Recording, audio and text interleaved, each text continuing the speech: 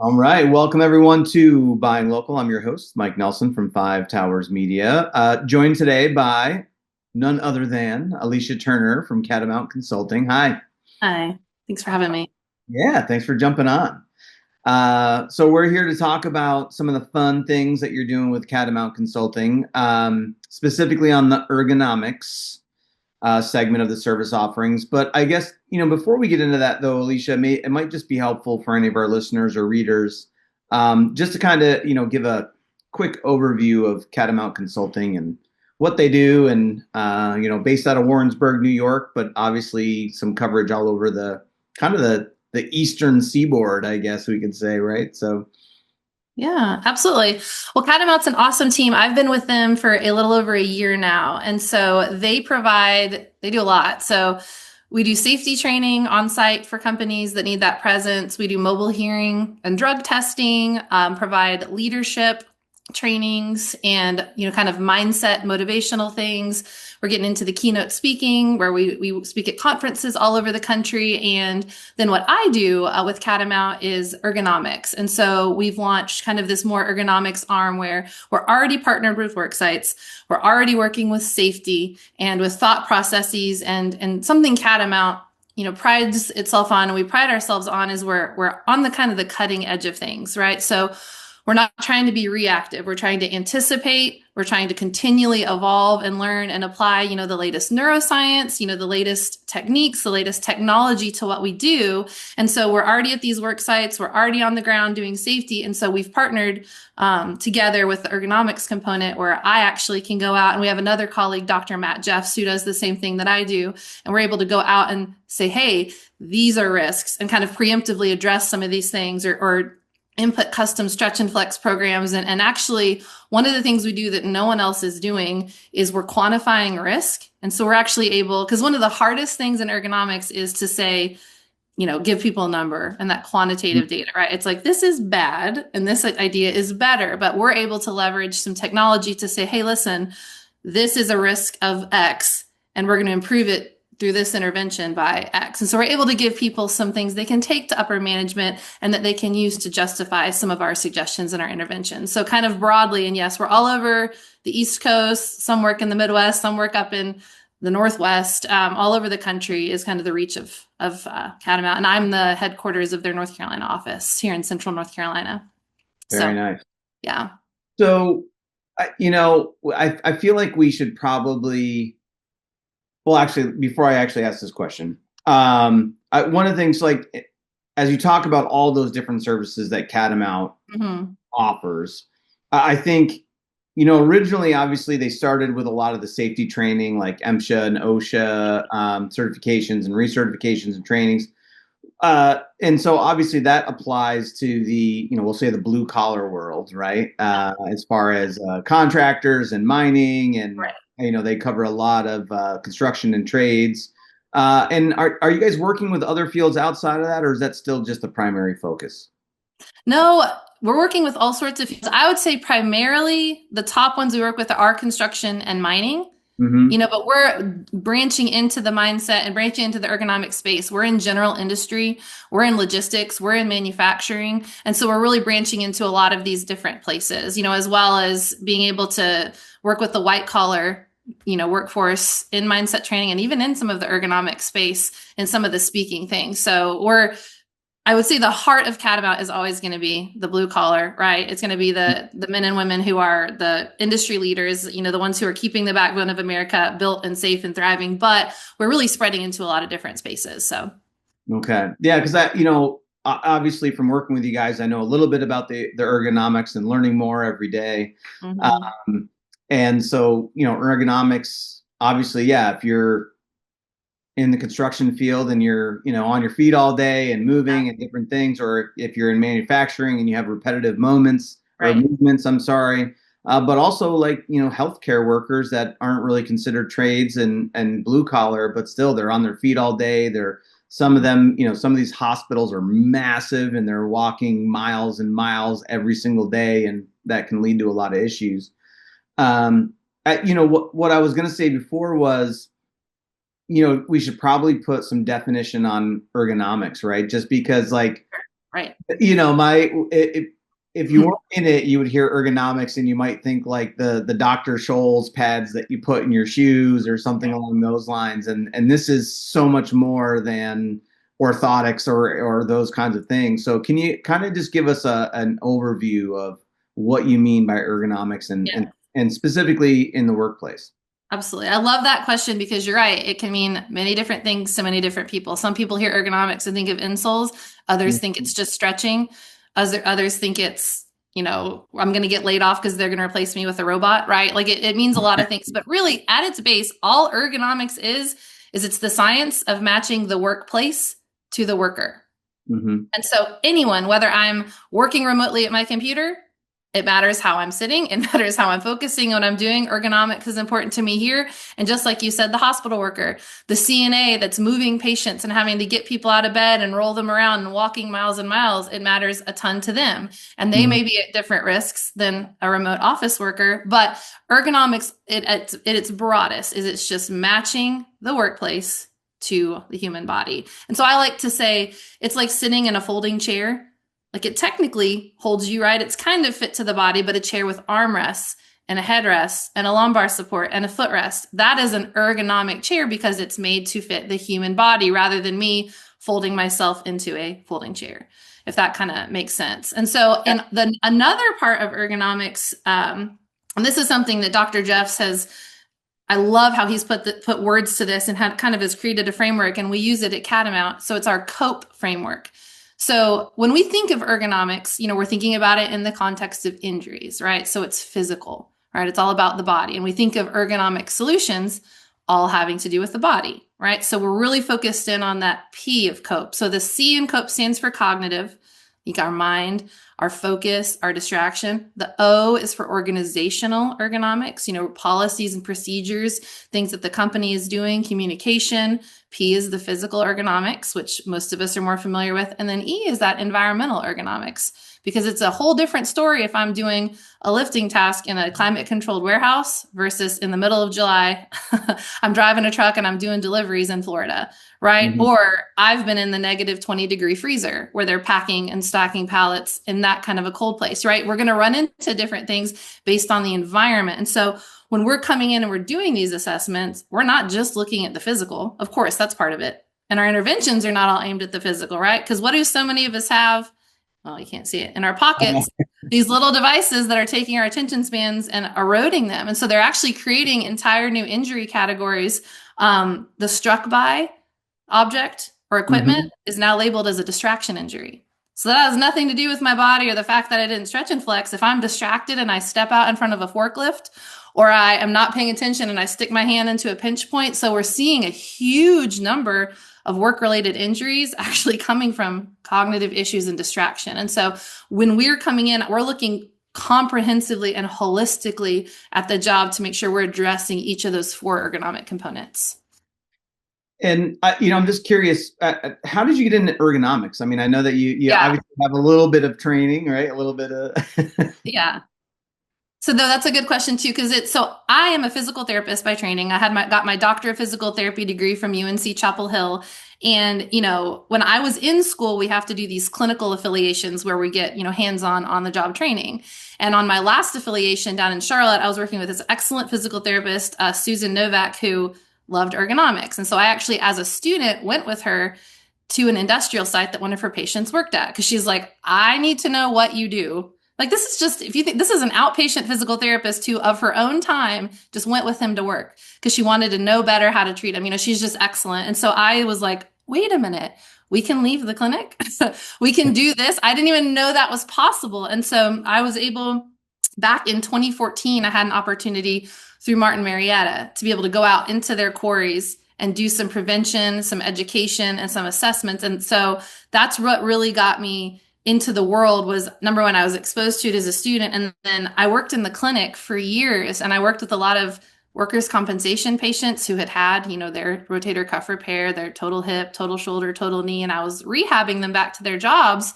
And I started talking to them, and I was like, oh man, we can't avoid like the car accident or the acute trauma. Something heavy falls on you, right? We're going to need to rehab that. But there's so many of these chronic injuries that over time, we're having microtrauma, microtrauma, microtrauma. And one day we have the last piece of straw and they're putting on their sock in the morning, right? And they hear a pop in their back and they have to have surgery. And so I was so frustrated at how I was handcuffed working downstream with someone on back surgery number 3. And I thought, if I could have only gotten to you 20 years ago and showed you how to do a hip hinge, if only I could have gone in and your company could have spent $200 to raise this thing to waist height so you're not bending for 7 hours a day, right? Tiny, tiny things that would make such a huge difference. And so when that opportunity came, I thought, oh my goodness, it was the meeting kind of my passions. Because I got into PT because I want to help people. I want to help people function at their best capability, their top tier function, whether they're at work or home or hobbies or whatever it is. And so being able to be, upstream, as I call it, most traditional physical therapy is downstream. You're getting people after they're hurt and it's just a slog uphill all the time. Now I have the opportunity to get in to new hires the day that they're trained, and to come in and say, hey, here's how you bend, 18-year-old guy. Like, here's how you activate your glutes. And what I'm able to do then is 40 years down the line, those people aren't going to be on back surgery number 5. So that's kind of how I was able to get plugged into the ergonomics world. Very cool. It's really fascinating how much you guys with ergonomics and just as a company in general, how focused you are on really focusing on being proactive and future forward and trying to really instill ways to prevent injury, increase safety by all these measures, upstream as you're calling it, right? Like, so as you look at what you're doing with Catamount, how are you guys bringing ergonomics to your clients? Like, what does that look like right now? Yeah. So the fun thing and kind of the hard thing about what we do is it can look so many different ways. And so it's really unique. One thing we don't do is the cookie cutter approach. When I don't just have a packaged thing that I hand them or, oh, here's your stretch and flex. Here's this. Here's what I would do, because every single work site, every single job is really going to be different. And so we have a lot of options. One of the big things is people are wanting, ergonomic assessments to come in and say, hey, look at these jobs. Tell us what you think. What could we change? And so that's one avenue. And this is where we use computer vision. So kind of like an AI powered tool to be able to do some 3D or some motion capture where we're able to overlay a pretty cool, there's examples of it on our website, but a little 3D skeleton that's going to turn red, orange, or yellow based on how the joints are impacted. So we're able to assess, hey, here's where we think the strain is on your joints. We have a proprietary Catamount Fatigue Index where they'll just get a number, because so many ergonomic assessments, they say high risk and danger. And there's that nocebo language, that we've talked about before, right? Where if I believe a negative thought, it's going to have negative outcomes, right? So we try to avoid that at all costs. And so the reason that I created this was because I was so sick of handing someone a Reba or a Rula. And just to define for the listeners, there's some gold standard ergonomic assessment tools. They're from the 80s. They're not the best, but it's what kind of the best we've got right now. But the Reba is the rapid entire body assessment, and it's scored out of 15 points, and it's based on a posture during a task. And there's the Rula, the rapid upper limb assessment, scored out of 7. Also, it's more focused on the upper extremity. But you basically look at the worst posture someone assumes during a task, and you calculate the score. Okay, so again, it's all postural. We don't take the C, the O, or the E into consideration. It's purely P, but it's at least somewhere to start. But what you get is you get this dark red, you're high risk. This is a immediate action level. And what it does is it makes people think, is my job super unsafe, right? And then companies are very not happy with me for coming in and instilling fear. And then also, if a worker knows, hold on a second, they know my job is high risk and they're not doing anything right, it just breeds ickiness. And then if I know that the company knows and they're not going to do anything, there's a moral conundrum for me there as well. So what we came up with the Catamount Fatigue Index is we still take the Reba, we take the Rula, we take that NIOSH lifting equation, but we factor them all in and we come up with just a percentage. And we say, hey, listen, this is your relative risk of fatigue. Here's the main joints impacted. So look, I looked at this task and you're an 8.6 out of 10 on the fatigue index. Okay. So I'm not saying, oh my gosh, you're absolutely going to get a shoulder injury from this. No, but there's going to be some fatigue and tiredness in that shoulder. There's going to be some fatigue in the low back. I'm coming in with this recommendation and I can tell you it's going to reduce this risk this relative risk, this fatigue index by 20%, right? So we're able, when we come into the jobs, that's what we're giving them. So we're saying, I'm not just slapping high risk on it and walking away, and I'm not handing you, this is what I did way back when I got started. I would hand them these big, thick packets with like a million ideas and just be like, and it's so overwhelming to everybody, right? So we're able to streamline and prioritize and say, hey, let's take our highest fatigue areas. Let's look at the cost. Here's your ROI on my recommendations, trying to, that those things matter. And so we're doing that. But what I've noticed is if I just come in and I make my recommendations and I do the assessments, I know they're true and they're right and they're good. And sometimes management knows, but it does not translate to the front line. And so what I've found that is so essential, and it's something that is in Catamount's blood, is that education. So if I come in, I'm not just coming in and saying, here's how you do it. Go do this. I'm telling them why. I'm getting in front of the workers. If train the trainer is an option to do too, where we try to equip the trainers. If as much as I can get in front of the frontline workers, I'm like, hey guys, here's a picture of your spine.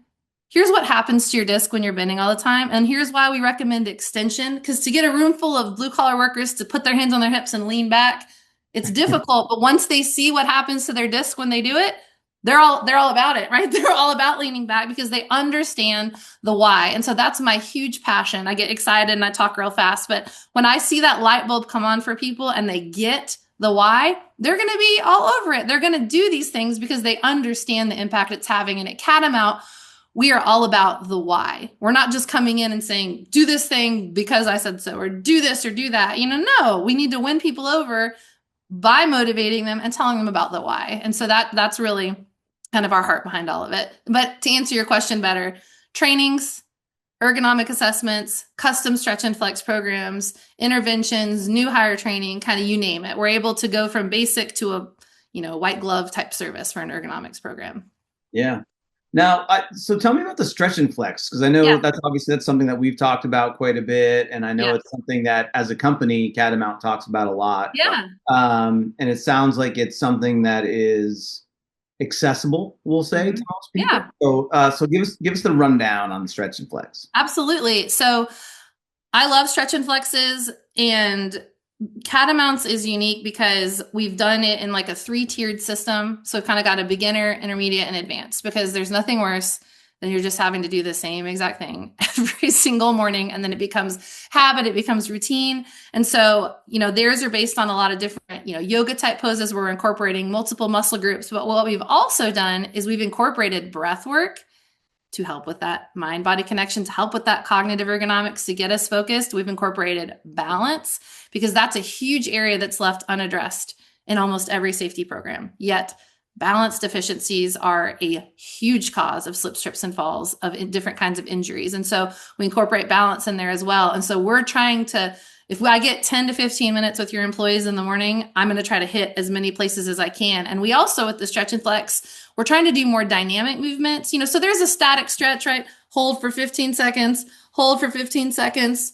Sure. But if I can incorporate some active movements and, do some neural releases, do a median nerve glide in there too, get the nerves moving, get that brain body connection firing, tighten the glutes, tighten my transverse abdominis, all of those deep stabilizers, getting them activated in the mornings. We're doing a whole lot more than just a stretch and flex, right? I don't really love the term stretch and flex, because we're really doing a whole body activation from the brain to the feet, right? For balance. And so that's what we're doing when we come in with companies. And there is kind of a standard flow that they've used before with companies, but what we're doing more and more is we're creating custom. Because if I'm working with a group of office worker ladies, right, who are mostly in their 40s to 50s, I'm going to have them doing a very different set than if I'm with a group of construction workers ranging from 20 to 60 that work outside predominantly, right? So we're trying to create these custom programs that are progressive. So that's kind of our, in a nutshell, the stretch flex. Yeah. I'm just curious. It's funny because I'm thinking about this and I'm like, man, I've been on my fair share of job sites over the last 25 years. And I don't think I've ever seen any of those men or women warming up before starting to do their job for the day. So is that kind of like what you're suggesting and recommending, though, is that when people are they doing it before they start their shift? Are they doing it throughout their shift? Like, how does it work from that standpoint? Yes. Yes to all of it. All of it. Yeah. All of it. So That's another thing is so like you said, most job sites are doing nothing. So I am never going to say, ugh, like you're only doing stretch and flex in the mornings. That's still great. But the very best thing is I stretch for 15 minutes and then I go sit in a loader for 4 hours. And then I have Hmm. lunch. And then I get back in my loader. Do you think my stretches from 6:30, 7 a.m. are doing anything right now? Yeah. No.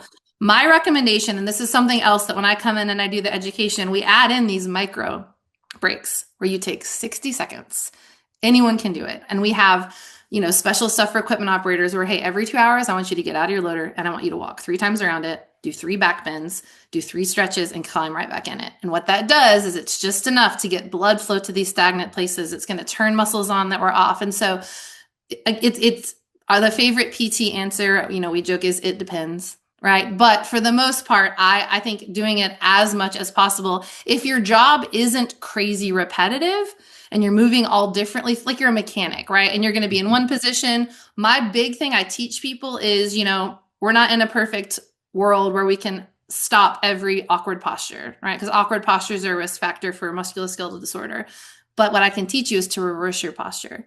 So we might have the stretch and flex in the morning to wake everything up, and then we're going to do it again after lunch. But throughout your day, with this education component, I know that if I'm in an awkward posture where I am crouched on my knees, leaning to the left, twisting my head to the right, and I'm working on something, that the minute I come up from that, I'm going to turn my head to the left, right? I'm going to lean the opposite direction. I'm going to stand up. I'm going to stretch my knees out, and I'm going to go into lumbar extension. So now I'm reversing those movements rather than just I'm going to stand up straight after I do it. I'm actually going to go the other way to kind of reset, get the blood flowing, get the muscle length back to normal. Because what we see so much is, people bend and bend and bend, and then they stand up straight or they're gripping this tool. And what happens is we move into an anaerobic environment, a lack of oxygen when our muscle is just clenched and clenched and clenched without a break. And so just unclenching it isn't always enough. We actually need to move into some extension. We need to do some contract, relax behavior to flush out the waste products of that anaerobic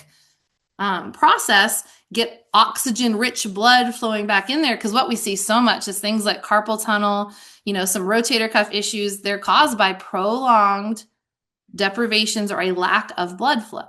So the more we can keep the blood flowing, and there's many ways to do that, the better to prevent injury. So I know these are very long answers to very short questions, but that's No, kind of, we're trying, and I try to teach people 10 different ways to skin the cat, right? Because I'm somebody that the reason I love ergonomics and I got to the point where I was dreading going into the clinic every day because I'm like, it's the same thing. It's the same thing every day. I mean, I loved it and I loved helping people, but as I've learned more about how I'm wired, I like to bounce around from thing to thing and project to project and have, new things. So I try to approach, jobs the same way. Say, hey, if you want to kind of bounce, here's some ways you can squeeze. Here's a few stretches you can do. Here's a few activations you can do. Here's some breathing. And it's all going to accomplish the same thing, which is making sure my brain and body are connected. I'm focused. I'm present where I am. I'm not in automatic mode mentally. I am in my the good part of my focused brain, and I've got blood flowing throughout my whole body. And I teach them ways, it's going to be different for someone that operates equipment and grips the joystick controls and sits versus somebody who's welding and, standing and holding that device. So. Yeah. And listen, for the record, on podcasts, we love long answers. Okay. Well, there you go. It's your lucky day. It makes my job way easier as an interviewer if you're giving long answers. So it's really interesting. The whole thing about the stretch and flex is kind of interesting to me, just because, I don't know if it's like humans as a species or our culture, but we're so reactive, and it's usually we wait until we have a pain so awful that we can't do what we normally do. Like you use the example of sitting in the loader, it's like, I'm not going to do anything about any of this until it hurts me all day, every day to be sitting in the lower and in the loader. And cause I got lower back pain or because my hip flexors are tight or whatever it is. And it's just, do you find is that a challenge with what you guys do, is trying to get people to be more proactive and like, hey, don't wait until you're sitting in the loader for 8 hours a day in pain. Like, we can just avoid that whole situation altogether. No, that's a really great question. And yes, absolutely. We run up into that. But so a phrase that I love, it's not mine, but like motion is lotion, right? And we think about motion, any kind of movement. Your best posture is your next posture. The best thing you can do is move. I try to drill these things into people's heads.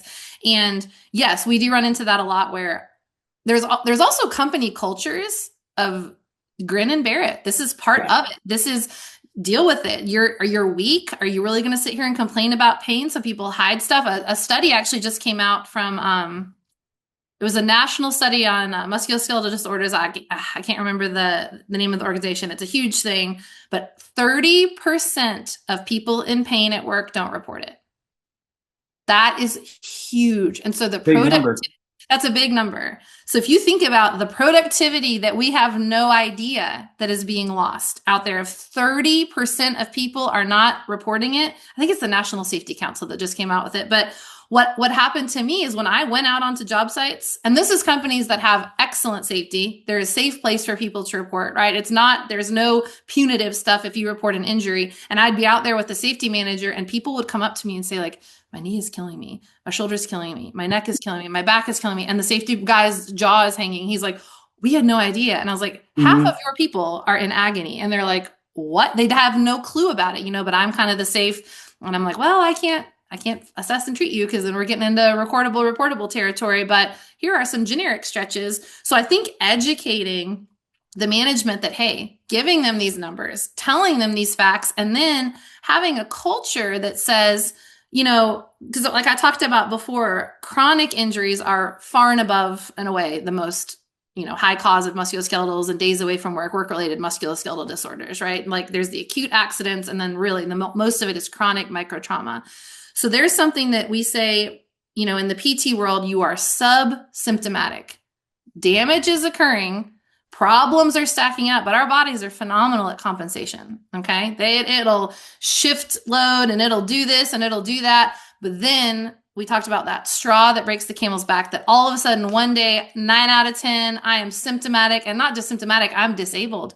I can't work. I cannot do my job. And so I'm out of work. I'm in a surgery. I'm in rehab for 6 to 8 weeks. And so nobody wants to go through all of that. And so I think it's that communicating up front that, hey, listen, I'm not here to have workers' comp cases suddenly go driven through the woodwork, but I want to encourage you guys to know these are the risk factors for WMSDs, work-related musculoskeletal disorders. These are, repetition, contact stress, forced vibration, and awkward postures. Those are the physical ones. And how can we, in each of these areas, educate the workforce to reduce those risks, to be aware? Because shoot, I would always tell people 75% of my job is done if you can look around with a fresh set of eyes and think, could we store those here? We have racks where we store that over here. I went to this site and they had this. Can we get that? Right? So many of my ideas come from the guys and gals that are doing it 8, 10, 12 hours a day. I have such a huge respect for just the work ethic and the grit in these men and women. And I learned from them, what have they tried? What's worked? What hasn't worked? Suggestions. And so, really being collaborative and able to come up with solutions. And I think too, when they see me out there, I have climbed a ladder at a rock quarry in Nova Scotia in the middle of winter. I have been in the freezer. I've been out in the heat in South Florida, pouring sweat, carrying lumbar supports, and I've been strapped into the buddy seat of a haul truck, bouncing along. I've gotten out there, and I think there's some respect where I can speak their language and say, like, I'm not just coming from an ivory tower issuing mandates from on high of a perfect universe, right? No, I've done it. I'm involved in research with the University of Florida. We're on doing all sorts of ergonomics research and preventing low back pain. And so I'm trying, as much as I can, I'm trying to equip myself to be able to speak their language, but then translate it into the language for the C-suite and translate it into the language for the researchers that are coming up with the studies that are going to affect in 10 years what we're doing right now. And so that's kind of how we are coming at things with everybody. And so there are still going to be people who don't get on board, but that's the other reason that the employer can say, oh, well, I don't care if you don't want to do it, you're going to do it. And another thing I like to try is I like to have a different person lead it every week because that forces ownership. You have to, I want them, I talk to them. I want you to correct the stretches. I leave a book with descriptions. I make sure I say, hey, if someone's having pain here, here's modifications you can make with this stretch, or, here's what red flags, right? If you ever you do a neck movement and numbness shoots down into your hand, like don't do that. We're not wanting to increase pain, but I've found that by having people kind of take ownership and they tease each other and they have fun with it. I've seen buy-in from people you would have never thought. And I have an exercise called the hip hinge that I would do. It's like a sciatic nerve glider. I'd have people squat in a hinge with their hands out in front of them. So they all started calling it the Harley rider. Something, and so they would have so much, they like, get in your Harley stance, and they'd be hysterical and they'd be laughing. And what it does too, is it starts off the day with camaraderie. It starts off the day with a focus on safety, even if you're not saying it. The very fact that the company has set aside time, carved it out to give you guys time to do these warm-ups. And then what it also does is it fosters a sense of community, because a lot of time, you go to work and you're off to your separate workstations, right? The equipment operators and the guys inside the plant might never intermingle, right? Or the guys that are in the distribution center, right? They're going to go to their part, and the other guys are going to go to packaging, and some are in shipping. So it brings everybody together. And that's another really cool thing is, the more that we can foster that community and that communication, it has an impact on the culture. And that's an intangible that is worth its weight in gold, right? To have a safety culture and a high morale at an organization. Yeah. And the Stretch and Flex program is something that does raise morale. It just does. Yeah, and I have to assume that there's of course, these are all businesses, and so the bottom line is always in our mind's eye as far as what we're doing and what we're having team members doing. Yeah. And I have to assume that there is a way for you guys to show, like, hey, here's what workers' comp and employee injury and these things cost you, and yes, there is a cost associated with paying your team members to do these stretch and, like, I just think about, like, yeah, I've got 10 employees doing this. They're making $25 an hour. That means I'm paying $250 an hour for people to stretch and flex.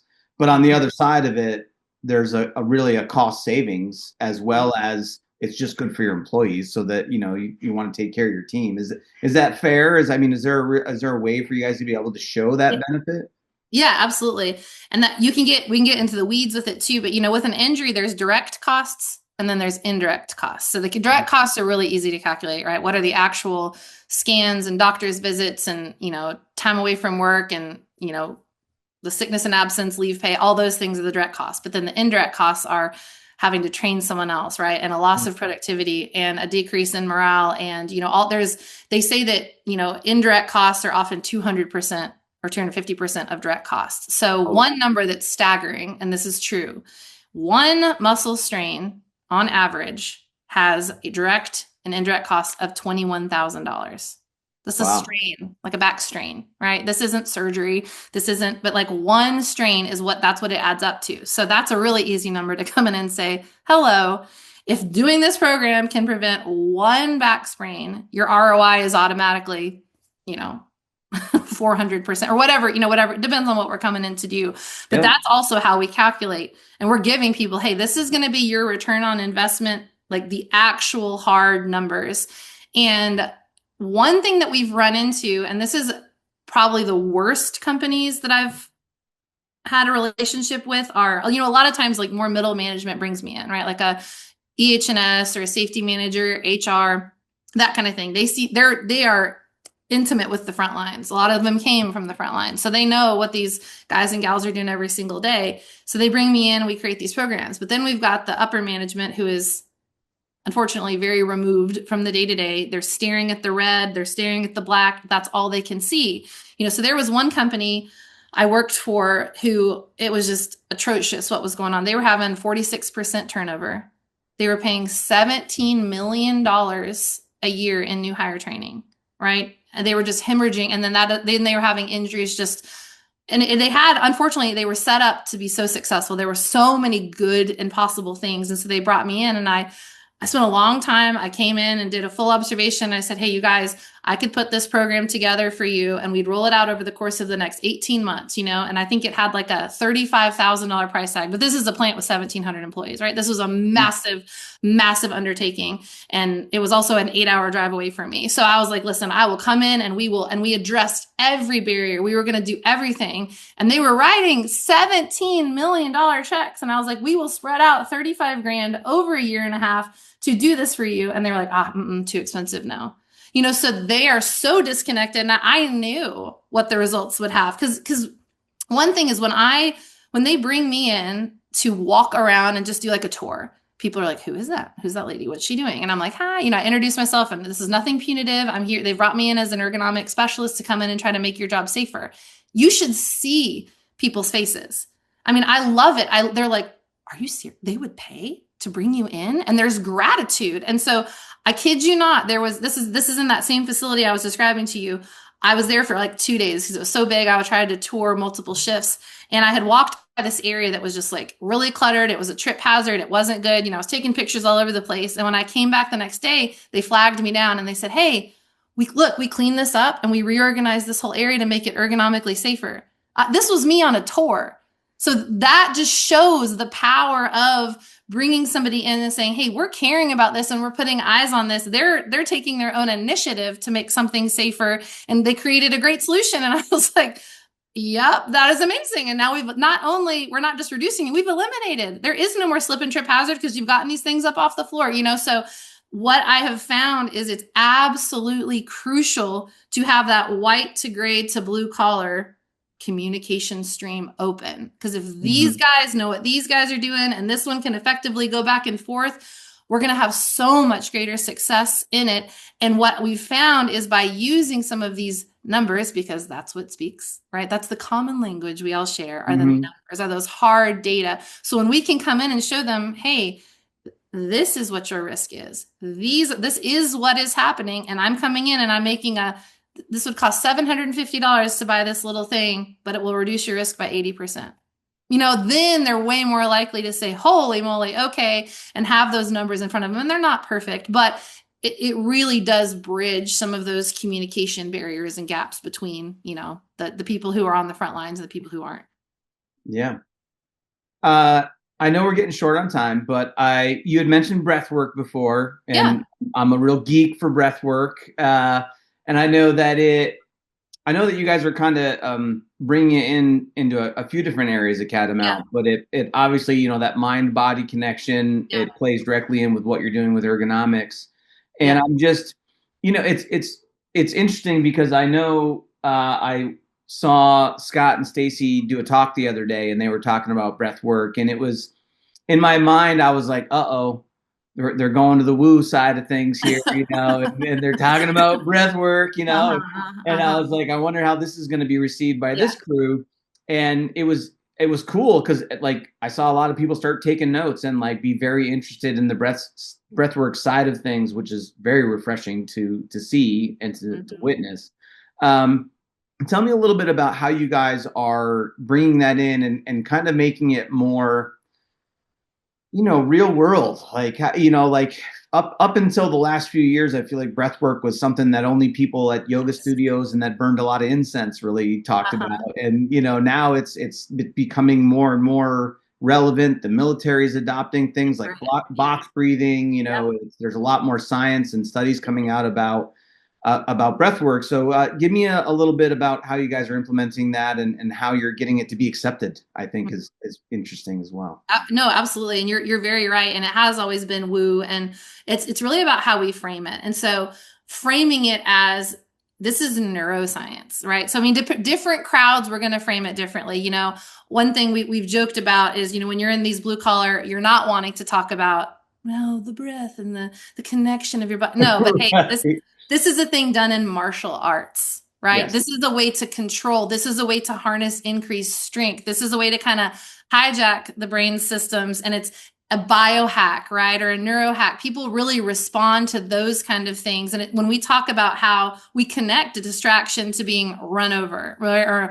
Or having these injuries, and we say, everyone can relate to smartphones and everyone can relate to degraded attention spans and ding, ding, ding, right? So when we say, hey, what this does is we have an automatic kind of that robot part of our brain. And then we have our salient part of our brain where we're present and we're focused and we're grounded. And breath work is a vehicle to get us out of one into the other. Or we've actually have studies where pain is reduced when we do this box breathing. We're actually able to reduce anxiety. We're able to bring our blood pressure down by doing some of these things. And so communicating, again, not just how we breathe, but why. What is it doing in our mind? What is it doing in our body? And how does it tie in? Why would a loader operator care whatsoever? But if he's been to the doctor and he's got a 2-pack a day habit and 4 Mountain Dews a day, and they've been talking to him about his blood pressure, we're going to be able to say, hey, okay, well, we need to stop that. We need to get some better vending machines, and we need to address cardiovascular fitness, which we do all of that.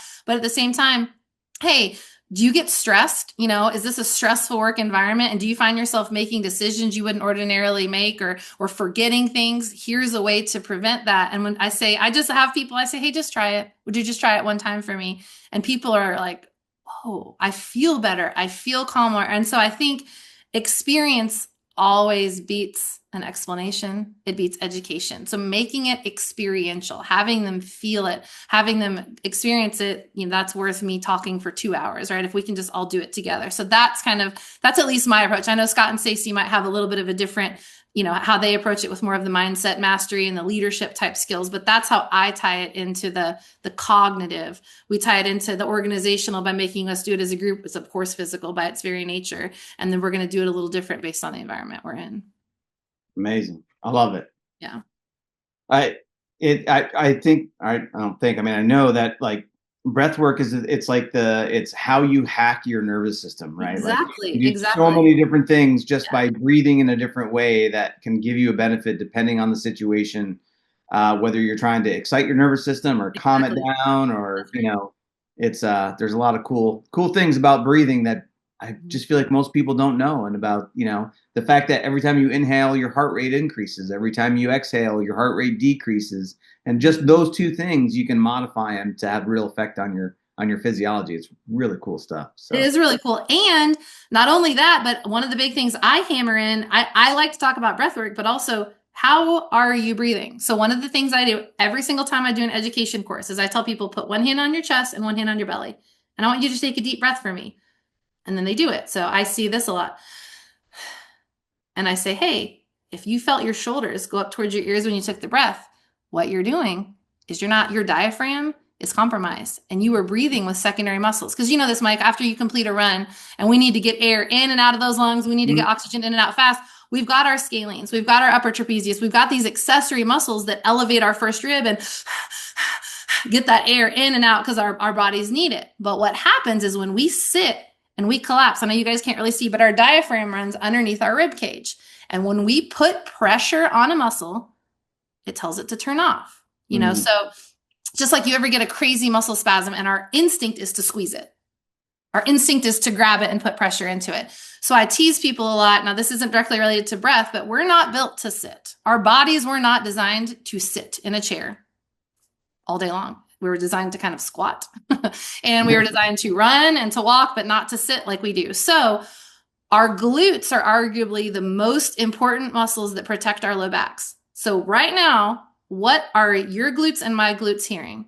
They're hearing turn off, turn off, turn off, turn off. So when I go to stand up and lift something, I'm going to be recruiting my low back muscles. I'm going to be recruiting my hamstrings. My glutes are.